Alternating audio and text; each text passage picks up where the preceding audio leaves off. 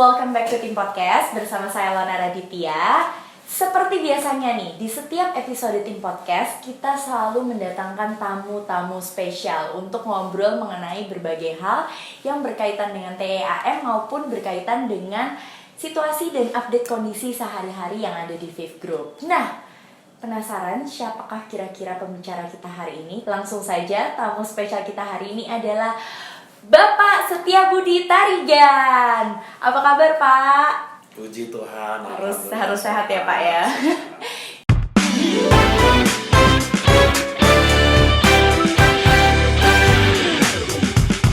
Bapak ini hari ini kita punya kesempatan buat ngundang Bapak untuk ngobrol-ngobrol gitu. Karena dari kemarin tuh emang kita udah pengen ngundang Bapak nih, Pak gitu. Dan sekarang kebetulan momennya pas nih. Kita mau nanya-nanya ke Bapak mengenai operation. Cocok kan nih teman-teman ya, kita nanyanya langsung ke Pak Budi nih. Jadi kalau ada pertanyaan nanti kita bisa langsung tanyain, biar kita langsung tahu nih jawabannya apa. Nah, langsung aja nih Pak, pertanyaan pertama. Kan udah mau new normal nih Pak, gimana dengan Viv Group Pak? Apa kabar nih? Kita udah siap dengan new normal? Atau sebelumnya sebenarnya kita belum siap Pak? Ya, istilah new normal itu kayaknya lagi happening banget sekarang. Pak, jadi di berita semua orang ngomongnya new normal. Iya, mungkin kalau kata-kata paling banyak hari ini diucapkan di semua media, semua orang tuh rasanya new normal ya. Selain COVID ya Pak? Selain COVID, iya. Iya, kalau dibilangin kesiapan ya suka nggak suka harus siap ya. Jadi nggak ada alasan hari ini nggak siap gitu loh. Jadi kalau ditanya kesiapan daripada operasional Viv Group ya saya katakan sangat-sangat siap gitu loh. Karena sebetulnya sejak mulai dari pandemi COVID ini diumumkan pemerintah 2 Maret yang lalu, kita tuh kan udah ngikutin sebetulnya nih protokol COVID, semua operasional tuh, semua cabang kita itu semuanya sudah ngikutin protokolnya. Nah, sekarang kita udah mulai nih masuk ke ngelonggarin sesuai dengan instruksi pemerintah lah ya, arahan pemerintah seperti apa. Jadi ya kalau saya katakan dalam skala 1 sampai 10 readiness-nya kita udah sampai di level 8 sampai 9. Udah 8 sampai 9 ya Pak. Iya. Ini tuh maksudnya udah including semua protokol kesehatan Pak, karena kan kita maksudnya new normal ini salah satu lininya dari protokol kesehatan nih Pak. Iya. Bener sekali loh. Nah, jadi ya teman-teman kita yang di frontline di cabang, termasuk juga yang ada di lapangan, itu semuanya itu udah dibekalin. Kita bekalin mereka dengan APD ya, alat pelindung diri yang membatasi supaya tidak terjadi transmisi ya kalau seandainya ya Pak ya. Terus yang kedua tentunya juga kita harus jaga kan customer kita merasa safe, merasa secure ketika dia bertransaksi dengan atau berinteraksi dengan orang-orang kita seperti itu. Ada perubahan yang signifikan nggak sih Pak dari yang sebelumnya new normal nih? Mungkin kita ngomongnya sebelum COVID kali ya Pak, sebelum COVID dengan new normal. Ada perbedaan yang signifikan? Oh, sangat. Jadi kalau satu gini ya, kalau kalau di cabang itu kan kita bagi-bagi ya. Jadi kita bagi-bagi supaya physical distance itu dapat.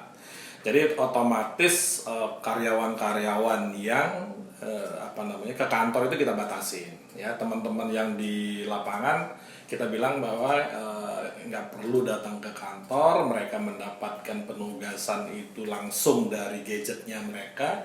Ya karena beruntung juga nih Viv Group ini kan sangat ready ya, sangat digitalisasi prosesnya itu sudah berjalan sedemikian baik.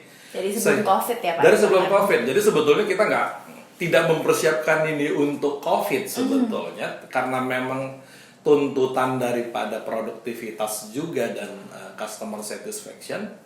Kita memang udah bergerak ke sana, udah mempersiapkan digitalisasi. Nah, ketika ada pandemi COVID itu yang membatasi interaksi people dengan people, lah itu semakin digitalisasi proses itu semakin efektif, semakin sangat berarti gitu.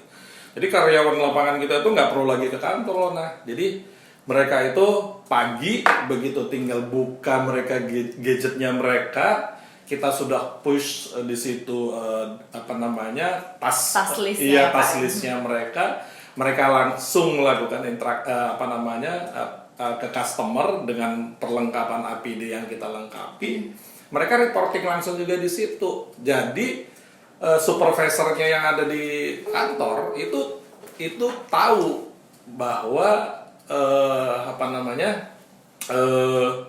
apakah si subordinate-nya itu sudah melakukan pekerjaan atau belum. Itu dia bisa kontrol ya. Real time ya, termasuk juga di tools atau di gadget daripada supervisornya itu dia bisa melihat nih pergerakan dengan Google Map itu pergerakan dari si subordinate-nya ini dari satu titik ke titik yang lain seperti itu. Itu dari sisi yang tenaga lapangan.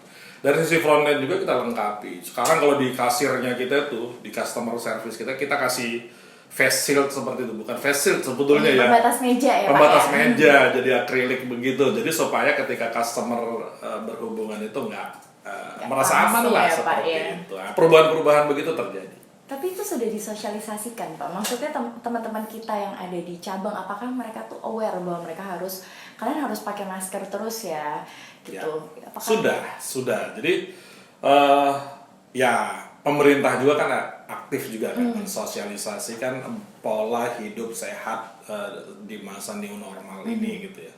Termasuk juga sebetulnya yang kita lakukan gitu. Jadi salah satu yang perubahan yang paling besar adalah gini, kita setiap pagi itu sudah bisa mendeteksi semua karyawan kita ya di seluruh Indonesia itu kondisi kesehatannya. Jam 8.15 setiap pagi itu pasti kita udah dapat reportnya ada yang sakit atau enggak, karena kita wajibkan mereka untuk diisi health survey ya Pak? Iya, health survey, semuanya harus itu sebagai ini juga sebagai sebetulnya kontrol atas absensi yang mereka Iya, gitu. iya. Nah itu yang menurut saya berubah pola kerja kita sih sejak ini. Oke Pak, berarti secara kesiapan kita siap menghadapi new normal. Tapi Ya. nih Pak, menurut berita-berita yang ada di luar nih Pak, pasar otomotif itu menurun drastis. Itu including pasar untuk sepeda motor juga Pak. Ya. Yang which is itu salah satu market terbesarnya VIF Group kan Ya. Pak sebenarnya. Ya. Gimana itu Pak? Kita jualan aja udah susah Pak. Ya, itu kenyataan lah ya, itu nggak bisa dipungkiri. Semua bisnis hari ini pasti terdampak dengan pandemi COVID ini ya. PSBB termasuk isolasi segala macam itu kan membuat ruang gerak daripada customer terbatas. Customer yang bergerak di sektor informal itu yang paling terdampak karena mereka dalam berusaha itu kan akhirnya banyak yang harus tutup. Kalaupun masih beroperasi pasti omsetnya turun sangat dalam. Itu yang mempengaruhi daya belinya mereka itu juga pasti turun dan sangat besar. Nah, dampaknya benar. Penjualan otomotif turun. Kalau di roda 4 itu lebih dahsyat lagi, turunnya sampai 90%, betul, gitu ya. Kalau di sepeda motor roda 2 turunnya itu sekitar 60-70%. Tapi saya melihat pergerakan dari bulan-bulan terakhir sudah mulai bagus tuh loh. Nah, jadi kelihatan sekali udah mulai ya sejalan dengan pemerintah melonggarkan PSBB-nya. Kelihatan masyarakat juga sudah mulai beraktivitas, geliat ekonominya udah mulai kelihatan. Itu udah kelihatan nih. Jadi kalau kita pantau hari-hari ini sih sudah mulai growing nih, mulai dari April, Mei ke Juni ini udah mulai growing. Jadi setelah terjun bebas, sekarang mulai naik lagi ya Pak? Mulai naik lagi. Pelan-pelan ya? Kelihatan juga masyarakat sudah mulai lebih confidence juga kan ya untuk bertransaksi gitu ya. Jadi sudah mulai, belum sampai, menurut saya belum sampai kepada kapasitas sama dengan before COVID, rasanya sih butuh waktu lah ya. Ada survei juga tuh di CEO daripada Fortune 500 tuh. Itu mostly memang mengatakan bahwa size bisnis itu akan kembali itu kuartal 1 2022. Size bisnisnya seperti dengan before COVID. Satu setengah tahun lagi ya Satu Pak? setengah tahun lagi dari sekarang. Jadi memang kita harus menyesuaikan menyesuaikan dengan size bisnis yang ada sekarang gitu ya. Nah, tantangannya bagi VIF apa? Tantangannya bagi VIF itu adalah apakah kita size bisnisnya kita, volumenya kita itu mengecil sama dengan pengecilan daripada size bisnis secara makro, secara overall. Kalau kita mengecilnya sama dengan size bisnis secara makro, menurut saya itu biasa-biasa saja. Karena semua juga merasakan hal yang sama. Semua merasakan hal yang sama. Justru Fifth Group itu harus mengambil share yang lebih besar, porsi yang lebih besar. Sehingga kalaupun kita harus turun, penurunan kita itu lebih kecil daripada penurunan secara makronya, seperti itu loh. Nah, itu yang menjadi challenge bagi Fifth Group hari ini. Gitu. Karena Bapak tadi udah sempat mention nih Pak mengenai size ekonomi, mengenai kira-kira pencapaian seperti apa, target kan saya seperti yang kita tahuin ya, target itu sudah direvisi dari sebelumnya yang ditetapkan di akhir tahun 2019 Pak. Optimis itu masih bisa tercapai Pak? Ya, di awal kita kan buat 2 skenario.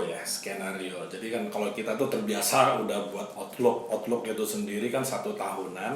Tetapi kan ada lagi yang namanya pecahannya. Jadi ada outlook 1, ada outlook 2 gitu ya. Kita kemarin udah adjust sih. Ya, di outlook 2 kita udah adjust.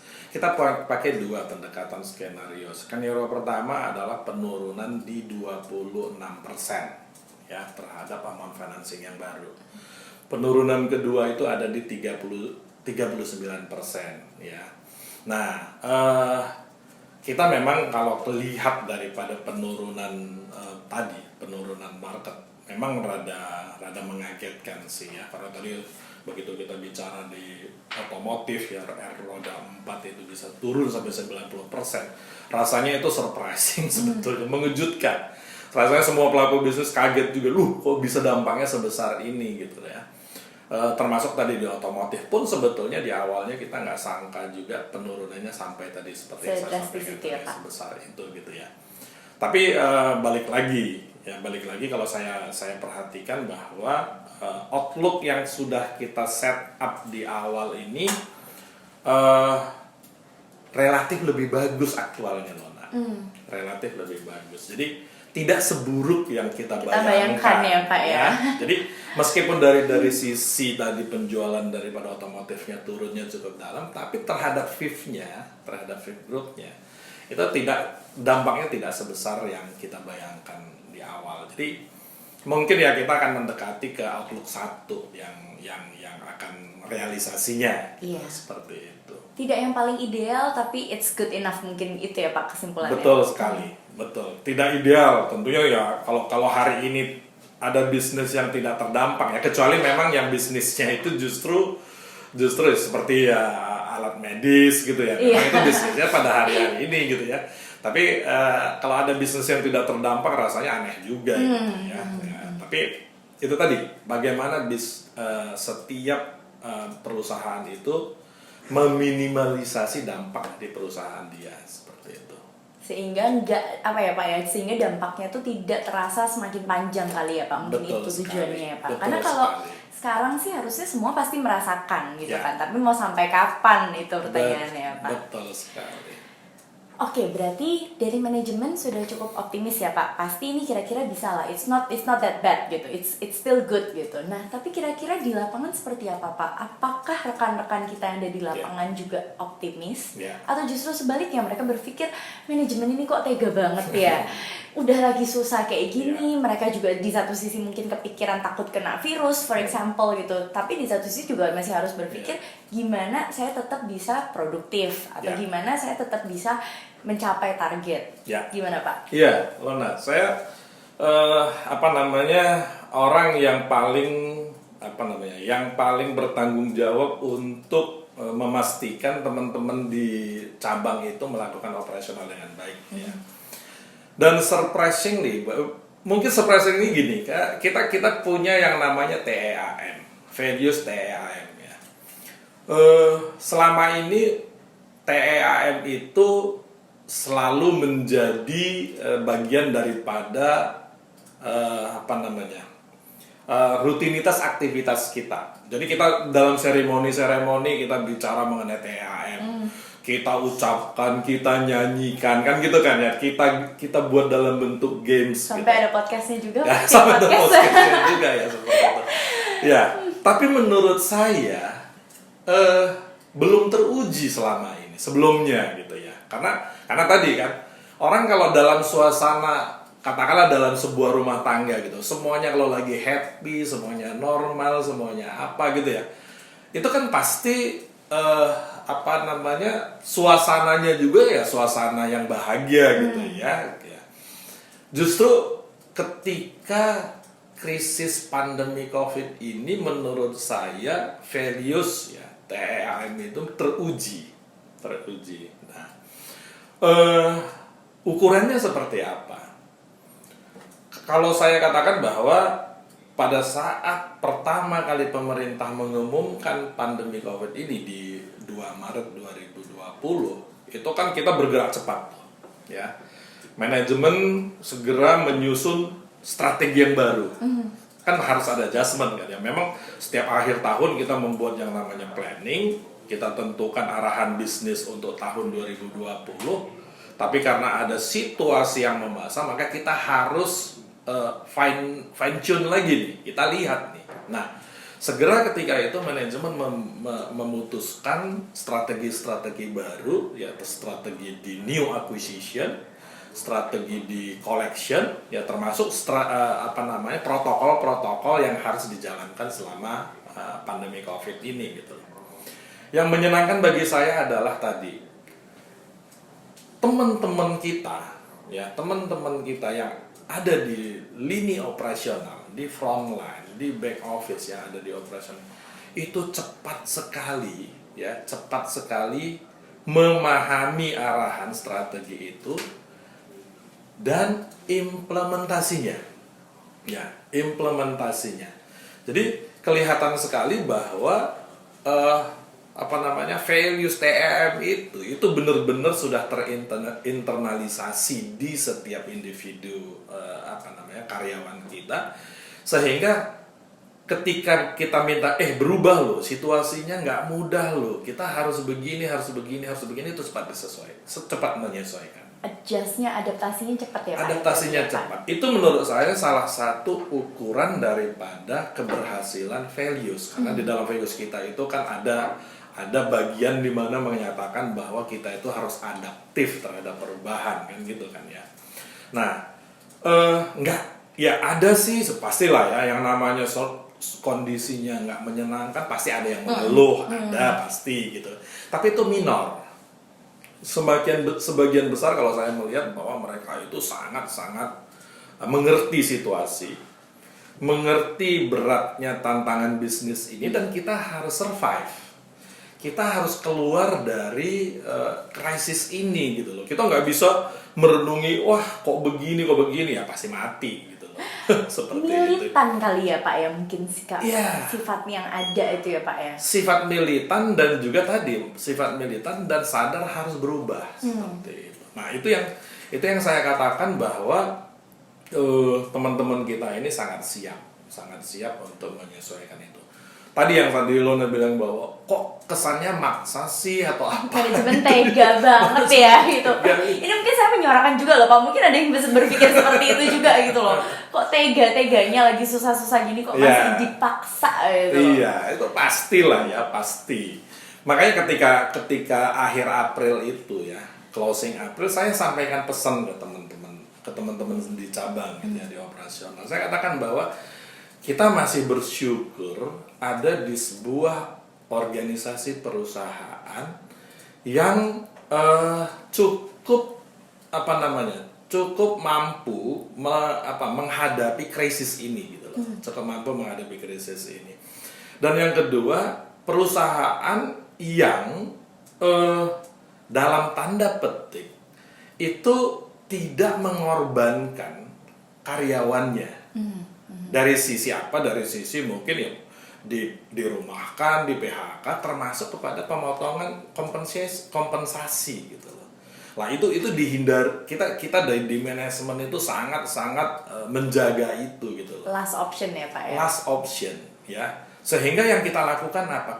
Yang kita potong itu kan operational expenses yang tidak berhubungan dengan tadi kan compensation and benefit gitu ya. Ya itu wajar lah rasanya ya, bahwa kita minta ya Anda saving dong dari biaya-biaya maintenance daripada infrastrukturnya kita. Anda harus saving dari biaya-biaya alat tulis kantor dan lain-lain segala macam seperti itu. Hal-hal itu memang ya pasti tidak nyaman, pasti kan kalau kita bandingin sebelumnya. Tapi kalau kita bandingkan lagi, kadang-kadang kan gini loh. Nah, saya waktu itu menyampaikan pesan gini. Rasa syukur itu harus kita tempatkan dalam konteks yang proporsional gitu loh. Nah, kalau seandainya kita bandingkan hari ini kondisi perusahaan kita dibandingkan dengan yang sebelumnya, pasti kita bilang bahwa ini lebih sulit hari ini. Tapi kalau kita bandingkan lagi kondisi kita, kondisi pekerjaan kita, kondisi perusahaan kita dibandingkan dengan organisasi di luar sana, nah pada saat itulah sebetulnya kita harus mengatakan bahwa kita bersyukur punya Fifth Group, kita bersyukur punya values TAI gitu loh. Cukup terkejut dengan jawaban Bapak gitu karena Bapak cukup optimis bahwa value ini sebenarnya sudah terinternalisasi dan sebenarnya sudah ada di masing-masing individu, walaupun mungkin kita nggak ngelihatnya secara langsung ya. Mungkin kalau mereka ditebakin gitu values apa, sub values apa, mungkin mereka belum tentu bisa jawab, tapi sebenarnya secara masing-masing individu dan pribadi sebenarnya sudah ada ya Pak ya, dan itu sebenarnya kelihatan melalui masa-masa susah seperti ini ya Pak ya. Betul. $1 million question Pak. Tadi Bapak udah sempat mention kan, kalau manajemen itu akan last option deh yang motong-motongin yang sifatnya compensation and benefit.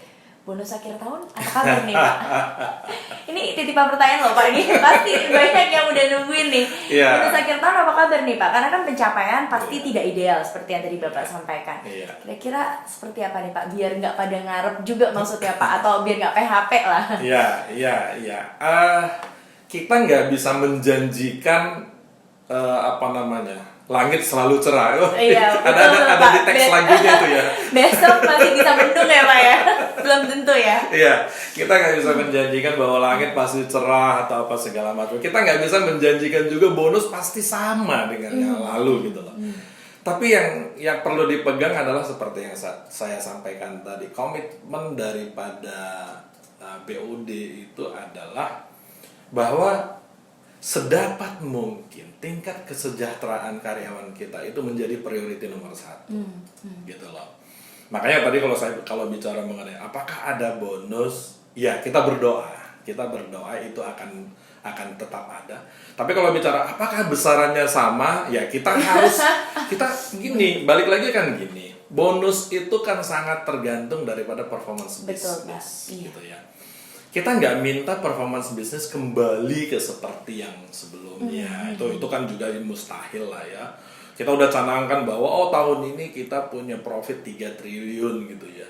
Tapi kan kembali lagi kan kita nggak bisa kalau seandainya kita paksakan ke situ, ya oke 3 triliun baru nanti ada bagi bonus. Rasanya nggak fair juga lah ya dalam situasi sekarang. Makanya tadi saya katakan tadi, ukurannya apa? Ukurannya adalah dalam situasi kue bisnis yang mengecil, share-nya kita naik enggak? Artinya kalau share-nya kita naik, itu berarti bahwa kita punya keunggulan, competitive advantage dibandingkan dengan yang orang lain kan gitu kan. Terus yang kedua dari sisi collection kita itu pemburukannya masih bisa kita toleransi enggak gitu loh. Bahwa ada pemburukan, kita udah cadangkan pemburukan itu, tapi dalam batas yang masih bisa kita toleransi enggak gitu. Nah, itu hal-hal itu yang nanti menentukan apakah ada bonus atau enggak loh. Nah, gitu. Saya suka dulu belajar SMA itu kan saya jurusannya dulu IPA ya. Ada belajar fisika itu kan ya. Saya lupa namanya teori apalah gitu ya. Ada massa kan gitu kan ya, ada energi. Jadi kalau seandainya massanya atau berat bendanya makin tinggi, makin berat, maka energi yang dibutuhkan itu makin besar untuk memindahkan satu benda ke satu posisi ke posisi lain kan gitu kan ya. Nah, semua mengakui bahwa situasi hari ini berat. semua ya. Kalau hari ini orang mengatakan bahwa wah justru saya dapat berkah ada, tapi itu sangat minor sekali, tapi mostly akan mengatakan bahwa hari ini berat sekali gitu. Nah, kalau kita bayangkan kalau kita lihat bahwa kondisi hari ini seperti sebuah benda tadi yang memang makin berat, maka kita butuh energi yang lebih besar untuk menggerakkan. Kalau nggak, kita nggak gerak kemana-mana kan gitu kan ya. Nah, energi ini adalah motivasi ya, semangat, usaha dari setiap insan Fifth Group. Itu yang dibutuhkan hari ini. Jadi nggak boleh hari ini mengeluh, nggak boleh hari ini mengatakan bahwa oh kerjanya lebih berat, lebih susah. Ya memang itu kudu. Gitu. Emang situasinya membuat seperti itu ya. Harus. Iya. Karena kalau kita bekerjanya sama dengan sebelum COVID hari ini, maka tadi nggak gerak kemana-mana. Makin ketinggalan ya Pak. Makin ketinggalan gitu loh. Mungkin berarti saya simpulkan seperti ini ya Pak. Pertama, jangan khawatirlah, manajemen itu punya komitmen yang tinggi ya, untuk kesejahteraan karyawan. Ya. Bahwa kesejahteraan karyawan itu pasti nomor satu lah. Kalau mau di-cut, itu pasti yang terakhir. Yes. Untuk urusan compensation and benefit. Kemudian yang kedua, ada atau tidak adanya bonus itu semua bergantung ke kita semua nih Pak. Tidak hanya di BOD, tapi masing-masing insan Fifth Group itu sebenarnya mengambil peran yang sama ya Pak ya. Betul. Karena itu seperti yang Bapak sampaikan tadi, itu semua berdasarkan performance bisnis. Jadi tinggi rendahnya bonus yang akan dicapai ya semua itu bergantung ke kita masing-masing sendiri berarti. Yes, betul. Jadi teman-teman, mari kita bersama-sama berjuang demi bonus akhir tahun yang tetap maksimal. Pesannya itu Pak. Nah, tadi Bapak udah sempat mention mengenai TEAM nih Pak. Mungkin karena saya nggak pernah berada di operation Pak. Saya dari pertama masuk ke Fifth Group sampai saat ini saya selalu berada di support. Dulu di Korkom, sekarang di HC gitu. Saya sebenarnya pengen ngobrol sama Bapak tuh lebih ke, ada nggak sih Pak sebenarnya perbedaan persepsi mengenai TEAM antara orang-orang di operation dengan orang-orang yang ada di support seperti saya gitu. Karena kalau mungkin bagi saya tuh gampang ngomong TEAM itu. Oh iya, T itu teamwork, excellence, bentuknya seperti ini gitu. Tapi kalau dari kacamata operation seperti apa Pak? Mungkin kita satu-satu. Teamwork, kalau dari kacamata operation realnya seperti apa Pak? Iya, mungkin gini, sebetulnya harusnya sama gitu ya. Sudut pandang daripada mau operation, mau support tuh harusnya sama gitu ya. Cuman memang dalam implementasinya bisa jadi berbeda.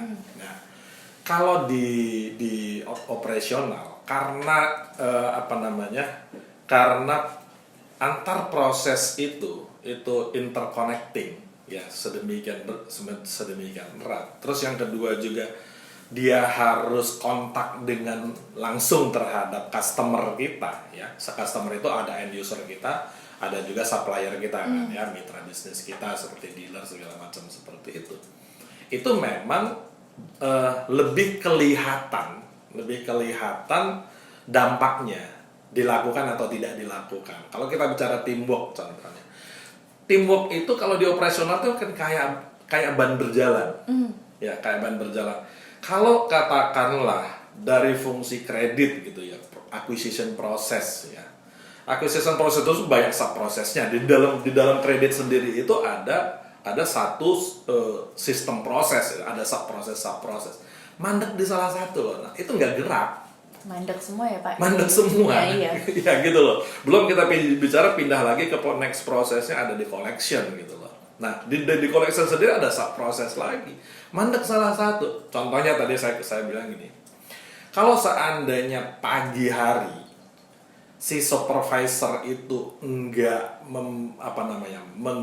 mempush itu assignment terhadap subordinate-nya gitu ya. Itu udah pasti mereka nggak bisa melakukan apa-apa. Gitu loh. Jadi ini kan sebuah proses yang saling interconnecting yang kalau satu mandek semua mandek. Itu pasti membutuhkan satu sinergi yang kuat gitu loh. Sehingga pada saat di ujungnya kita delivery sesuatu terhadap customer kita. Nah, di situ nanti ukurannya. Apakah whole proses ini tadi ini berjalan sinergi atau enggak? Bisa nggak Pak saya simpulkan bahwa misalnya nih Pak, contohnya saya konsumen nih, saya apply ke Fifth Group, saya pengen dapat financing.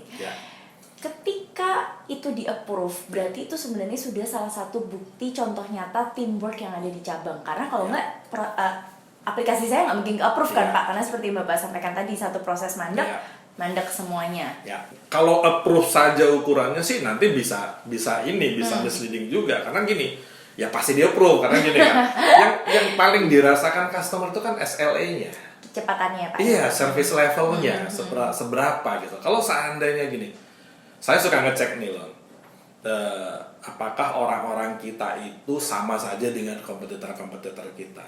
Kan kalau kita klaim dari diri kita saja itu kan subjektif banget. Betul, Pak. Kan ya. Fifth Group cepet nih SLA-nya gitu. Iya. Padahal ntar ternyata iya. Kita, gitu loh. Walaupun bisa aja gini, kan kita udah tentukan nih, SLA-nya time to approval itu 3 jam gitu ya, 3 jam. Nah, itu kan kalau seandainya operasional kita memenuhi 3 jam kan seolah-olah udah achieve kan gitu kan ya.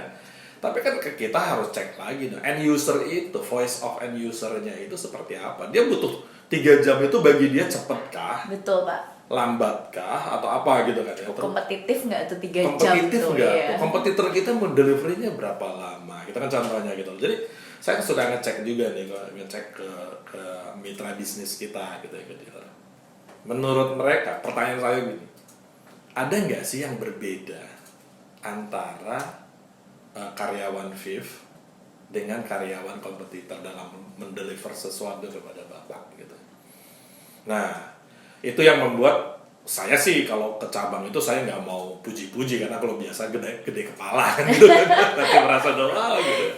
Tapi mereka sendiri mengatakan, Pak, orang Fifth itu beda Pak, beda. Jadi ada yang namanya melakukan pekerjaan itu kan menggugurkan kewajiban ya, ya kan. Kalau yang namanya orang menggugurkan kewajiban tuh yang penting done gitu kan. Iya, hasilnya bodo amat gitu, yang penting selesai. Iya. Nah, kita nggak seperti itu Pak. Nah, yang saya dapatkan insight dari mereka ini tadi adalah ada passion, ada rohnya, bahasanya seperti itu. Jadi ketika mendeliver sesuatu itu nggak hanya yang penting udah gitu, nggak begitu gitu. Ada added value yang diberikan. Jadi itu kan kadang-kadang kan nggak bisa diukur ya Lon ya. Kalau kita cuma menggunakan ukuran KPI seperti itu nggak ketangkep gitu loh. Yang namanya kita berhadapan seperti ini, apakah ada antusiasme di dalam, apakah ada, itu kan ketika kita ketemu gitu baru kerasa ya, baru Pak, kerasa dan itu nggak bisa didefine gitu loh. Nah, nilai lebih seperti itu yang saya lihat menjadi kekuatan gitu, yang menjadi pembeda antara Fifth dengan yang orang lain gitu. Di episode sebelumnya Pak, kita kan sempat ngobrol-ngobrol sama Pak Mar juga mengenai TEAM Pak. Waktu itu Pak Mar sempat mention mengenai satu hal Pak. Pak Mar bilang bahwa harapan Pak Mar adalah ketika orang melihat karyawan Fifth Group, mereka tuh tanpa ngelihat ID card, tanpa lihat seragam udah langsung tahu, oh ini karyawan Fifth Group, oh itu bukan karyawan Fifth Group gitu. Menurut Bapak sekarang itu sudah tercapai atau belum? Iya. Ada yang sudah tercapai, ada yang belum. Kita harus katakan bahwa ini kan ongoing proses yang harus belum merata gitu loh ya. Ada juga yang masuk keluhan-keluhan. Itu juga kan kita nggak boleh pungkiri gitu. Satu sisi seperti yang saya cerita tadi bahwa iya Pak, berbeda Pak, orang Fifth berbeda Pak daripada yang lain gitu ya. Dalam melayani itu ada soul-nya gitu ya. Tapi ada juga yang keluhan-keluhan juga gitu Pak, saya udah udah komplain beberapa kali, responnya juga belum gitu. Nah itu take note ya teman-teman ya. Iya, ada yang seperti itu. Artinya kan kita harus kerja keras kan ya. Kalau kita bicara mengenai apakah TM ini udah kan, harusnya semua orang mau merasakan service Fifth itu mau di Aceh, mau di Jakarta, mau di Papua, harusnya sama. Harusnya levelnya sama ya Pak ya, sama. Iya. Nah, ketika itu yang ketika sampai pada titik itu baru kita mengatakan bahwa ini udah sama semua. Tapi kalau hari ini kan masih ada lah ya, harus jujur saya katakan ya. Kalau nanti di cabang ini begini, di cabang sana begini, itu pasti masih ada ya Pak ya. Beda-beda. Masih ada. Excellence. Ya. Excellence itu adalah bagian daripada tadi, bagaimana kita kita memberikan layanan itu dengan ya kalau harapannya sempurna, walaupun sering dikatakan bahwa sempurna itu kan hanya milik Tuhan, Pak. Iya. Tapi paling tidak kita memenuhi harapan, Ekspektasi kita atau ekspektasi customer nih, Pak? ekspektasi customer tentunya. Walaupun kita ekspektasi customer yang kita terjemahkan dalam bentuk proses kita kan, proses dan measurement yang ada di kita gitu loh. Nah, paling tidak memenuhi dulu. Harapannya kan sebetulnya harusnya delight kan ya, memberikan more than expectation. Iya, exceeding gitu, expectation itu ya, Pak. expectation. Harusnya kan sampai ke sana gitu ya. Tapi itu dulu. Terus yang kedua, ukuran bagi saya excellence itu apa? Zero defect. Ya. Zero defect itu Iya. susah loh, Pak. Susah. Saya tahu bahwa itu susah dan itu membuat saya kalau di operasional itu kayak Kayak penyiar radio rusak. Karena ngulang-ngulang terus ya Pak message-nya ya, Pak. Terus ya, kata-kata yang paling sering yang harus saya ucapkan di operasional Mungkin itu. diulang lagi hari ini, Pak. Yang saya kalau ke cabang gitu ya, back to basic. Ya back to basic itu artinya apa? Back to SOP. Ya, jalankan sesuai dengan SOP gitu loh. Comply. Bahas kata-kata itu yang sering harus diucapkan gitu loh. Padahal kan sebetulnya kan harusnya kan itu kan namanya back to basic gitu ya. Back to basic itu kan kesannya kayak di landasan gitu ya. Tapi itu penting sekali di operasional gitu loh. Karena excellence itu adalah tadi bisnis kita tuh kan bisnis keuangan ya loh. Kita kan produknya apa sih gitu ya? Paper kan. Betul, Pak. Paper. Kalau seandainya saya bertransaksi dengan Lona, terus yang saya tuliskan di atas paper yang kita tanda tangan bersama itu katakanlah defect, dampaknya kan luar biasa. Dampaknya Kan gitu. nanti ke collection dan Ke sebagainya, collection dan Pak. sebagainya. Nyusahin temennya sebenarnya itu, Pak. Nah, itu kan ya ujungnya ya company yang ini gitu, yang rugi gitu. Nah, ini yang excellence itu ada di situ. Jadi ukuran bagi saya excellence to sukses adalah satu, customer satisfaction index itu meningkat. Customer happy ya, Pak. Setelah Customer nggak happy. marah-marah. Betul ya. Terus yang kedua, compliance indexnya itu juga meningkat. Nah, dua ukuran itu yang saya pakai. Sebenarnya ini menarik sih Pak gitu. Kemarin juga saya tuh sempat berpikir Pak, sebenarnya kalau kita ngomongin SOP, of course itu pasti detail dan itu ada di per function kan Pak. Kredit punya SOP sendiri, collection pasti punya SOP sendiri, kemudian cabangnya secara general juga pasti punya SOP sendiri, kemudian di HRD pasti punya SOP sendiri. Tapi mungkin kalau kita ngomongin di luar SOP Pak, sebenarnya kalau kita melihat tentang value TEAM itu sendiri, sebenarnya itu juga sudah cukup detail loh Pak. Jadi sebenarnya mungkin yang seperti tadi Bapak sampaikan, kalau semua orang sebenarnya bingung mesti gimana, paling gampang mereka back to basic, benar. Ya. Karena udah ada ya Pak ya sebenarnya guideline-nya. Jadi kesannya tuh manut aja itu udah bisa bagus gitu ya Pak ya. Iya. Cuman sayangnya masih banyak yang nggak manut ya berarti ya Pak.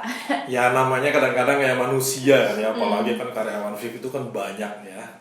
Ada aja yang tadi yang dalam tanda petik ya kita ingatkan, ya tugas saya kan di operasional itu kan satu mengingatkan mereka. Terus yang kedua kontrol pekerjaannya seperti apa. Ya kalau pada akhirnya tetap ada yang udah diingatkan, udah dikontrol, ya seperti itu juga nggak menjalankan, ya mau nggak mau kan, ya ada sanksi juga, itu harus jujur juga saya sampaikan seperti itu gitu. Pak, mungkin tapi mereka sebenarnya nggak manut itu bukan karena mereka bandel gitu. Ini bandel pakai bahasanya aja Pak, bandel gitu. Tapi maksud saya mungkin aja sebenarnya mereka itu justru berpikirnya mungkin mau lebih kreatif. Kalau seperti itu gimana Pak? Ya, gini, kreatif itu harus ya, kreatif itu harus. Ada dua, tapi gini, harus dilihatnya proporsional gitu. Satu, bisnis kita itu bisnis finance, bisnis keuangan. Ada pakem-pakem yang sudah harus itu kudu gitu loh. Mau kayak apapun itu harus dijalankan gitu. Nah, Di luar itu yang boleh berkreatif. Jangan kreatif di dalam sesuatu yang sudah memang harus gitu loh. Iya, Nah, Pak. itu clear. Jadi makanya di dalam SOP itu sesuatu yang kita atur dalam SOP itu sesuatu yang rigid. Harus. Yang memang harus dilakukan, nggak boleh miss ya, Iya, Pak ya. tadi yang saya contohkan tadi bahwa dalam membuat perjanjian dengan konsumen, lah itu nggak boleh ada kreativitas di situ. Diganti gitu formnya, Pak. Lakukan saja. Iya. Itu dilakukan saja. Tapi kalau di sisi lain dalam cara menjual, kan gitu kan ya. Cara berkomunikasi dengan customer itu boleh. Kreatif terserah nggak ada ya, Pak ya. masalah. Justru malah lebih bagus ya, Pak ya. Justru lebih bagus. Gitu. Karena mungkin kalau berkaitan dengan SOP itu sebenarnya karena itu juga bukan cuman pertanggungjawaban terhadap Fifth Group, tapi juga mungkin ke OJK. Ya. Jadi makanya kita nggak punya pilihan selain comply. Ya, Iya, Pak ya. betul seperti itu. Kalau achieving, Pak. Achieving itu yang saya katakan gini, mungkin yang membedakan Fifth Group itu dibandingkan dengan organisasi perusahaan yang lain adalah cara memaknai achieving. Kalau biasanya kan gini, achieving itu diterjemahkan menjadi achieve terhadap target. Ya, nah kalau bagi saya itu biasa-biasa. Jadi kalau di operasional saya bilangin, kalau kamu itu ya cuma achieve terhadap target, itu bagi saya itu biasa, semua orang bisa melakukan. Harus, karena memang kan ya target memang harus untuk Harus, dicapai. iya, dan tercapai itu biasa gitu loh. Nah, bagi saya achieving itu cara memaknai harus new record apa yang kamu capai dari waktu ke waktu. Gitu loh. Jadi kalau saya ke cabang itu saya nanyanya bukan kamu udah capai target enggak gitu loh. Saya tanya, KPI apa yang kamu berhasil capai rekor baru? Rekor baru itu kan berarti sesuatu yang belum pernah dia capai kan ya. Katakanlah kalau dia bicara di sales gitu ya, di UV gitu. Katakanlah dia kiosnya itu booking terbesarnya itu pernah 100 gitu ya. Nah, dia bisa nggak sekarang 101? Besok bulan depan bisa nggak 102? Bulan depannya 103 gitu loh. Nah, itulah makna achieving yang saya maknai dan saya terjemahkan ke dalam tim operasional gitu loh. Makanya kita bicara mengenai achieve new record. Makanya kan tema Fifth Group itu kan juga iya. tiap tahun ya, achieve new record ya. Nah, ke individu kan begitu. New record apa yang kamu capai? Kalau kamu tuh belum bisa memecahkan rekor kamu ya berarti ya belum achieve. Belum achieve ya itu, Pak. Belum achieve. Walaupun sebenarnya practically dia udah achieve target nih. Sudah. Tapi tetap itu sebenarnya belum masuk ke definisi achieving yang diharapkan ya, Pak ya. Betul. Ini voice of customer loh, teman-teman harus didengerin loh. Oh, iya. Karena kan seperti yang tadi Bapak bilang kan, kita punya voice of customer harus kita rubah bagaimana ke parameter, ke scoring kita supaya kita juga bisa memenuhi ekspektasi itu. Karena gini, ada satu hal gini loh. Di industri ini kita kan makanya kadang-kadang gini. Kesulitan kita itu adalah ketika kita membandingkan dengan orang lain. Kan gitu kan ya. Di industri ini terkadang kita sulit untuk membandingkan dengan kompetitor kita, perusahaan di luar daripada Fifth Group. Gitu loh. Sehingga yang bisa kita lakukan adalah melawan diri kita. Gitu loh.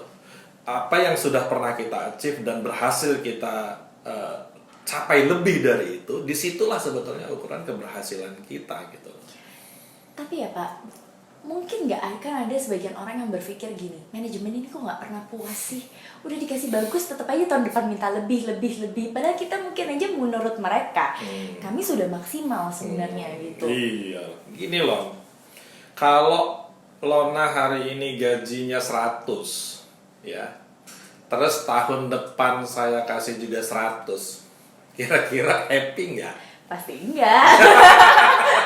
Itu tentu saja Pak. Nah, kadang-kadang yang begitu kan kita harus double standard ya Pak ya. Reflecting kan ya. Iya. Jadi kita begitu juga dengan shareholder gitu loh. Kalau kita berikan hari ini 100, tahun depan kita kasih 100 juga, kira-kira dia happy nggak? Nggak happy juga kan. Gitu loh. Itu satu dari sisi ini dulu gitu. Dari sisi harapan dulu ya. Terus yang kedua, menurut saya ya, kalau kalau kita mencapai sesuatu yang sama saja, biasa-biasa saja, rasanya kita pun nggak puas lah terhadap diri kita. Kalau kita tanya diri kita nih ya, secara jujur ya, jangan lihat dari sudut pandang yang meminta gitu, tapi dari sisi kita pribadi pun merasa bahwa kok saya biasa-biasa saja ya gitu. Nggak ada yang berubah dari tahun ke tahun ya Pak? Nggak ada yang berubah dari, ya mestinya bicaranya bukan dari tahun ke tahun, hari ke hari, bulan ke bulan. Iya. Ingat ya teman-teman, bukan tahun ke tahun ya. Betul. Karena biasa orang ngeliatnya cuma akhir tahun Pak. Nah, Yang penting akhir tahun tercapai nggak nih gitu. Ada yang kadang-kadang per bulannya nggak tercapai, dikejarnya di akhir tahun nih gitu. Buat ditabung buat tahun depan.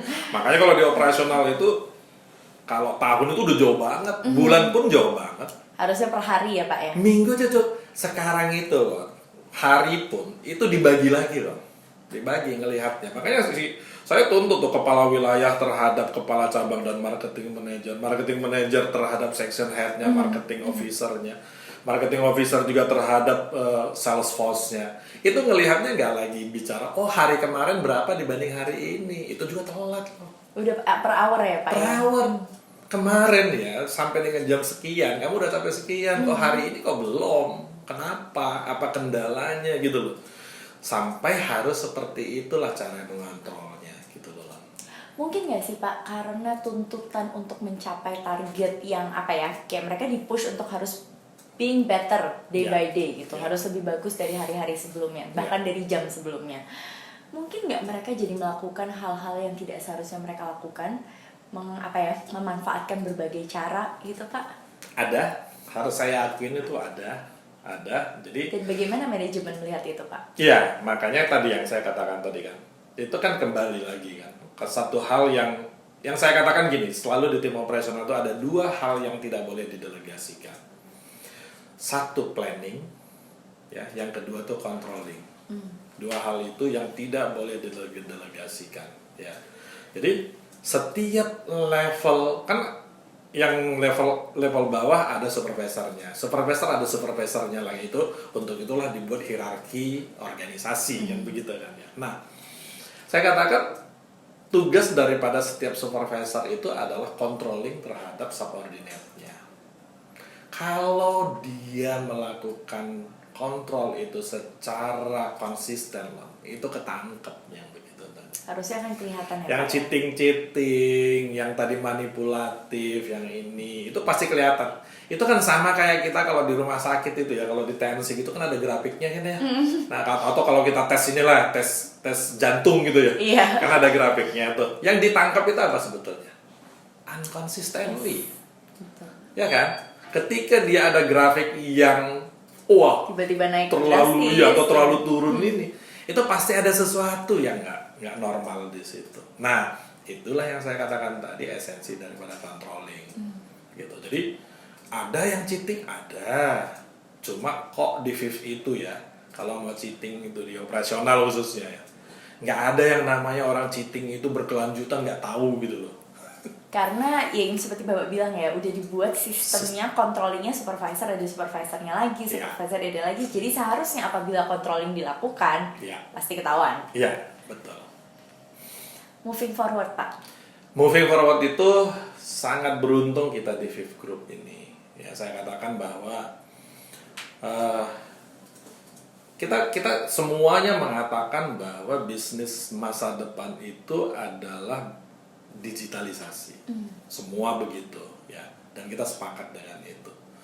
Nah, FIF Group ini menurut saya proses mempersiapkan ke arah digitalisasinya itu smooth banget.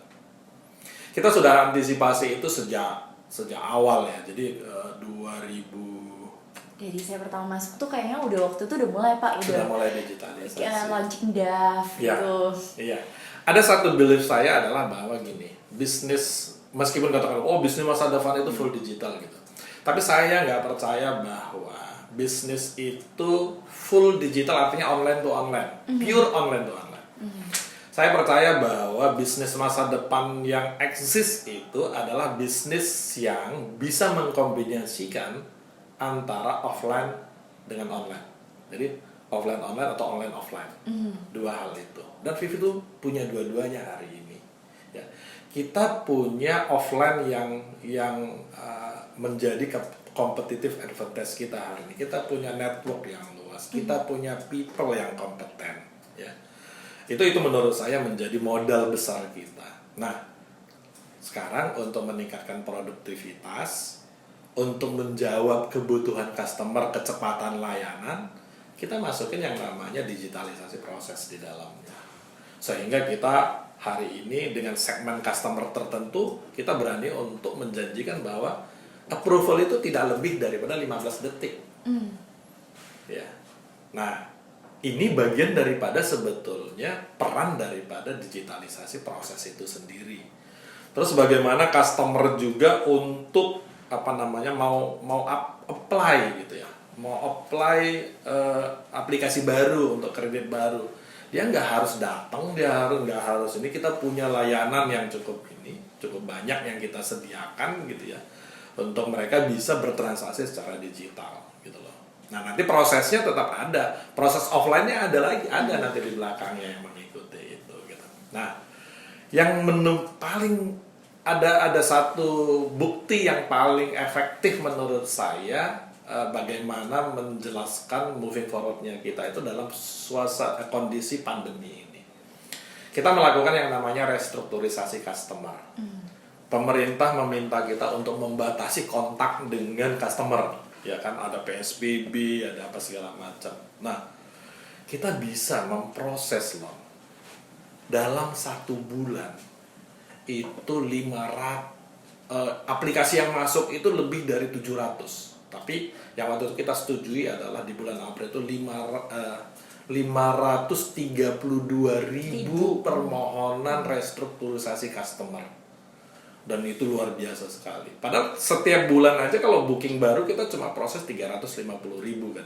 Ini 532.000 permohonan restrukturisasi, ditambah dengan kita tetap memproses juga aplikasi baru customer credit. Sehingga dalam 1 bulan itu saya hitung ya, kita bisa memproses itu lebih dari 700.000 transaksi baru, aplikasi konsumen baru. Itu kalau nggak peran digital di situ nggak bisa. Dan sifat militan juga kali ya Pak ya? Oh iya, pasti. Makanya tadi saya katakan bahwa kombinasi antara offline dan online yang solid itulah menjadi kunci sukses daripada moving forward-nya kita itu. Bapak happy nggak sih Pak sama Operation Viv Group saat ini? Waduh, saya harus katakan saya happy. Kalau saya katakan nggak happy, nanti malah saya ditimpukin sama teman-teman. Dari semua cabang loh, waduh nih Pak Budi gitu. Iya. Berarti happy ya Pak ya? Harus happy dan saya sangat menikmati prosesnya. Yang tadi saya katakan tadi, happy dengan apa yang teman-teman saya lakukan di lapangan. Happy dengan teman-teman saya lakukan di back office di cabang seperti itu. Saya tahu, jadi jangan pernah katakan bahwa wah Pak SBT itu nggak tahu kesulitan kita. Saya tahu kesulitannya mereka gitu. Ya, tapi itu sesuatu yang harus kita lakukan gitu. Karena memang apa ya Pak ya, mungkin menjadi seorang leader itu tidak mudah gitu. Mungkin ketika mengambil keputusan, nggak semua orang bisa happy dengan keputusan yang diambil ya Pak ya. Tapi saya percaya bahwa bapak-bapak kita tuh tahu kok sebenarnya proses-prosesnya seperti apa gitu. Karena kebetulan melalui tim podcast ini kan saya juga jadi punya banyak kesempatan nih Pak ngobrol-ngobrol sama bapak dan ibu BOD kita gitu, kemudian sama bapak ibu manajemen juga. I'm quite happy with that gitu Pak. Maksudnya saya tahu ternyata bapak-bapak saya tuh tahu kok sebenarnya prosesnya di lapangan seperti apa, bukannya mereka tuh sekedar mengambil keputusan tanpa memikirkan gitu. Ya. Kita tahu itu. Ketika kita menetapkan yang namanya protokol kesehatan di cabang, di kantor pusat, itu udah dipikirin ya Pak ya. Udah dipikirin kesulitan-kesulitannya segala macam gitu loh ya. Jadi termasuk ya jujur harus saya katakan pada saat situasi pandemi seperti ini beberapa bagian yang harus kita kurangi ya karena loading yang turun ya. Itu bagian daripada sesuatu yang kita harus putuskan secara berat. Setiap keputusan itu pasti tidak bisa membuat semua happy. Of course. Itu kenyataan yang harus kita terima gitu loh. Tetapi keputusan yang baik itu adalah keputusan yang menyelamatkan sebagian besar orang. Karena kapal Hafiz Group ini besar banget ya Sudah Pak? besar sekali. Kalau kita nggak hati-hati dalam membuat strategi, dalam membuat keputusan, terus pada akhirnya kapal besar ini yang menjadi oleng, menjadi karam seperti itu besar sekali tanggung jawabnya Lona. Seperti itu. Kira-kira nih Pak, tadi kan Bapak udah sempat mention Bapak actually overall quite happy ya Pak ya dengan proses yang ada di cabang, dengan semua yang sedang berjalan di cabang. Tapi kira-kira apa sih Pak yang bisa diimprove? Mungkin critical point yang menurut Bapak ini sebenarnya masih bisa kita perbaikin nih. Ini sebenarnya masih bisa dimaksimalkan. Ya, iya. Saya suka mengatakan gini, setiap orang itu harus gelisah kalau seandainya dia itu tidak memberikan nilai tambah bagi tempat bekerjanya atau bagian yang menjadi tanggung jawabnya. Ya. Nah, masih ada orang-orang yang masih nyaman menjadi penonton. Ya. Nontoni temen-temennya yang lagi gedubuk apa segala macem gitu ya, masih. Nah, masih ada orang yang masih, ini kan pekerjaan saya, itu bukan pekerjaan saya, gitu loh. Sehingga tidak menjadi tanggung jawab saya untuk menolong yang lain. Nah, itu yang harus diimprove. Ya, jangan hanya jangan hanya hidup di kotaknya. Ya, ketika melihat ada di kotak yang lain, di bagian lain ada sesuatu yang harus dia bisa bantu, ya dia harus ikut di sana. Share of pain, share of happy gitu loh. Itu yang harus diimprove menurut saya. Itu juga bagian dari teamwork ya Pak sebenarnya. Bener. Jadi sinergi tadi kalau tadi cuma memastikan bahwa proses di tempat dia beres, itu bagi saya juga yang biasa-biasa saja gitu. Tapi ketika memastikan bahwa di proses di tempat lain itu pun beres, termasuk juga membantu untuk meringankan pekerjaan bagi orang lain, itu bagi saya adalah sesuatu yang harus diimprove. Ini menarik nih Pak, karena kalau kita ngomongin in general nih Pak, silo lah gitu, mereka maksudnya ya kalau ini kerjaan aku ya aku sendiri gitu, ini kerjaan kamu ya kerjaan kamu, kok enak aja aku harus bantuin kamu gitu. Tapi mungkin itu yang memang harus kita benahin kali ya Pak ya, bahwa harusnya tuh berat sama dipikul, ringan sama dijinjing kali ya Pak ya. Jadi karena yang seperti tadi Bapak sampaikan, kita ini semua ketika kita bekerja itu tuh sebenarnya kayak conveyor belt ya Pak ya, prosesnya tuh berjalan terus nih gitu. Ya, persis seperti itu. Jadi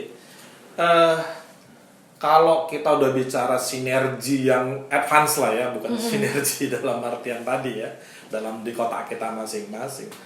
Sinergi yang advance itu adalah tadi seperti satu anggota tubuh. Betul Pak, saling koordinasi. Saling koordinasi. Ada satu yang gini lah ya, kalau ujung jari kita nih aja sakit gitu ya, mikir tuh susah gitu.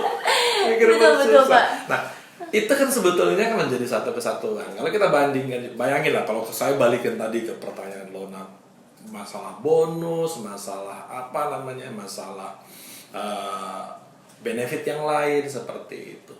Kan kita nggak bisa hanya mengatakan, memberikan bahwa bagian ini aja dikasih bonus, bagian ini enggak. Nggak adil Pak, mereka nanti protes. Nah, kalau giliran bagi-bagi biasanya nggak dimuncul. Tapi bagian kerjaan tadi kadang-kadang itu tadi saya katakan, betul, masih ada yang nyaman ngelihatin temennya pontang-panting setengah mati, sementara dia ya toh bagian saya nggak ada masalah kok, gitu loh. Ya, itu sih yang harus diimprove. That's one thing ya Pak. Ada lagi Pak mungkin yang lain yang perlu diimprove? Ya, saya pikir sih overall ya orang-orang FIF itu orang-orang baik ya. Saya suka komunikasi juga. Pak Margono kan merasakan di beberapa company ya, dia pernah di LCC, dia pernah di Honda, dia pernah di AHM gitu ya. Satu komentar yang paling sering saya dapat itu adalah bahwa orang FIF itu memang orang baik-baik. Iya. Di episode sebelumnya Pak Mar juga exactly ngomong gitu Pak. Orang FIF ini orangnya baik-baik, pada nurut katanya Pak. Kan Lona sendiri tahu juga lah kan, kalau Lona kan pernah di sini, pernah juga ikut di Hong Kong, di Jardin segala macam. Itu yang membuat saya rasakan bahwa ya pembeda dari VIP salah satunya juga adalah itu. Memang orang-orangnya itu orang-orang yang humble gitu ya, kalau kelihatan seperti itu. Terakhir nih Pak, sebelum kita ke pesan-pesan terakhir nih Pak, ada satu pertanyaan nih Pak. Ini cukup menggelitik hati saya gitu Pak. Jadi kan memang kita setiap tahun itu kita mendorong di setiap cabang untuk melakukan yang namanya activity plan Pak. Jadi mereka diminta untuk memilih kegiatan-kegiatan yang diharapkan kegiatan tersebut itu dapat membantu proses kerja mereka setiap hari. Salah satu komen yang saya terima Pak, cabang tuh udah banyak kerjaannya. Kenapa sih masih harus dibebanin ngerjain values lagi, mikirin values, mikirin target aja udah susah nih. Masih dibebanin suruh mikirin TEAM. Itu gimana Pak? Iya. Saya tahu mungkin itu sebagian ya Pak, nggak all. Iya. Itu yang harus kita berikan pemahaman gitu ya. Sering orang melihat bahwa gini, values TEAM itu adalah milik perusahaan. Nah, ya kan? Betul Pak, betul. Sehingga kita sebagai individu dipaksa untuk menyesuaikan dengan values perusahaan gitu. Itu yang saya katakan setiap kali internalisasi values ke cabang gitu ya, ke wilayah. Dan sekarang pun setiap kali saya genba segala macam ke cabang itu saya sampaikan gitu. Kalau Anda meletakkan values TEAM itu adalah di luar daripada diri Anda, maka itu pasti akan jadi beban. Gitu loh. Tetapi kalau Anda memasukkan dalam diri Anda dan Anda implementasikan bukan hanya di kantor, tapi Anda implementasikan juga dalam kehidupan pribadi Anda, di rumah, di lingkungan segala macam, itu Anda menjadi pribadi yang unggul, saya bilang begitu. Jadi itu harus kita adapt menjadi nilai-nilai dalam diri kita. Sekarang kita bicara apa? Teamwork, sinergi. Bayangkan kalau dalam keluarga itu muncul, ya hidup, sinerginya hidup, saling menghormatinya ada di situ, komunikasinya lancar. Itu kira-kira rumah tangganya kayak apa loh? Pasti lebih bahagia. Lebih gampang melewati hari demi hari ya, Pak, nggak berat gitu. Nah, terus yang kedua kematannya bicara achieving. Kalau kita punya anak-anak gitu ya yang pengennya itu achieve new record terus gitu, itu kira-kira sukses nggak tuh keluarganya? Harus pasti sukses kan gitu loh. Moving forwardnya selalu merencanakan ke depan kehidupan yang lebih baik, ya kan? Jangan bahagia dengan begini-begini aja gitu kan. Inti moving forward itu kan sebetulnya adalah kita hari depan itu harus lebih baik daripada hari ini kan gitu kan. Gitu loh. Nah, kalau itu di-adopt, dipakai dalam kehidupannya sehari-hari, itu pasti keluarganya juga bahagia gitu loh. Nah, itu yang saya katakan tadi, jangan menempatkan itu di luar dari dalam dirinya. Jadi kalau saya katakan bahwa kalau ada yang karyawan masih mengatakan itu sebagai beban tambahan, itu sebetulnya tadi belum berhasil kita memasukkan TEAM itu ke dalam masing-masing individu itu ya Pak ya. Ya PR kita juga sih. Betul Pak, betul. Saya setuju sih Pak itu. Makanya waktu saya dengar itu saya juga ngerasa berarti ini masih ada yang miss nih, di mana nih missnya gitu. Yes. Karena seharusnya kalau memang value ini sudah terinternalisasi tanpa disuruh pun, ketika mereka beraktivitas, mereka sudah seperti yang tadi Bapak sampaikan, teamworknya udah kerasa, excellence-nya udah kerasa, tiap hari berpikir untuk bisa lebih baik. Nggak ada jutek-juteknya lagi tuh. Nggak ada jutek, nggak ada baper ya Pak. Nggak ada jutek, nggak ada baper. Gak kerasa nih Pak, ini kayaknya udah cukup panjang nih obrolan kita hari ini gitu. Mungkin Bapak ada pesan-pesan terakhir Pak untuk teman-teman semua Pak, baik itu yang di head office maupun itu yang ada di cabang. Silahkan Pak. Mungkin boleh kesini Pak langsung ke mereka. Jadi gini, saya seperti pernah saya sampaikan lah ke teman-teman yang di cabang gitu ya, bahwa kita tahu dalam situasi hari ini betapa sulitnya kalian melakukan aktivitasnya kalian. Di sisi yang lain juga tuntutan kita atas hasil juga tidak berkurang, malah lebih gitu loh. Tapi itu kenyataan yang harus kita hadapi. Kalau kita mau jadi sesuai dengan visinya kita menjadi kebanggaan gitu ya, perusahaan kebanggaan, ya kita harus lebih daripada orang lain. ya. Tadi saya seperti yang kami sampaikan, situasi hari ini berat, beban hari ini berat, kondisi eksternalnya berat sekali. Kalau kita melakukannya dengan cara biasa-biasa saja, kita nggak akan bergerak kemana-mana. Maka kita harus punya energi yang lebih, motivasi yang lebih, militansi yang lebih. Maka dengan begitu Faith Group ini terangkat dan kita berhasil keluar dari krisis ini dengan sukses. Itu yang saya sampaikan. Tetap optimis, Pak? Tetap optimis. Harus ya, Pak. Harus optimis ya. Dan kalau dari saya nggak optimis, bagaimana? Apalagi yang lain, betul Pak. Kalau Pak Budi nggak optimis, saya juga nggak optimis sih Pak. Kita harus optimis. Harus optimis ya Pak ya. Harus optimis bahwa kita pasti bisa melewati ini semua dan segera bangkit ya Pak ya. Iya. Dan harapannya semoga kita bisa recover sebelum dari kuartal pertama 2022 ya Pak ya. Betul. Dan justru ukuran keberhasilan kita nanti adalah new normal post COVID, kita yang harus paling cepat recover dibandingkan dengan orang lain juga. Faith Group harus tetap menjadi market leader ya Pak ya. Harus tetap menjadi market leader. Terima kasih Pak Budi. Luar biasa ini obrolan kita hari ini Pak, banyak membuka wawasan saya juga Pak. Saya juga jadi tahu ternyata manajemen itu mikirin kok sebelum mereka ngambil keputusan gitu. Karena mungkin banyak dari kita selama ini berpikir kenapa sih kok keputusan yang diambil tuh ini gitu. Sebenarnya udah dipikirin belum sih dampak-dampaknya ke kita-kita ini gitu. Itu mungkin teman-teman juga banyak yang suka berpikir seperti itu. Terima kasih juga Pak sudah membagikan positivisme ke kita supaya kita tetap optimis melewati ini semua. Masa-masa ini memang susah mungkin, tapi kalau bersama-sama kita bareng-bareng dengan semangat TAM pasti kita bisa melalui ya Pak ya. Amin. Amin ya Pak ya. Terima kasih banyak Pak Budi, teman-teman. Ini adalah akhir dari tim podcast episode 5 bersama tamu spesial kita adalah Bapak Setia Budi Tarigan. Kami berdua mohon pamit undur diri dan kita sebelum mengakhiri ini seperti biasa Pak, selalu ada yel-yel dulu Pak.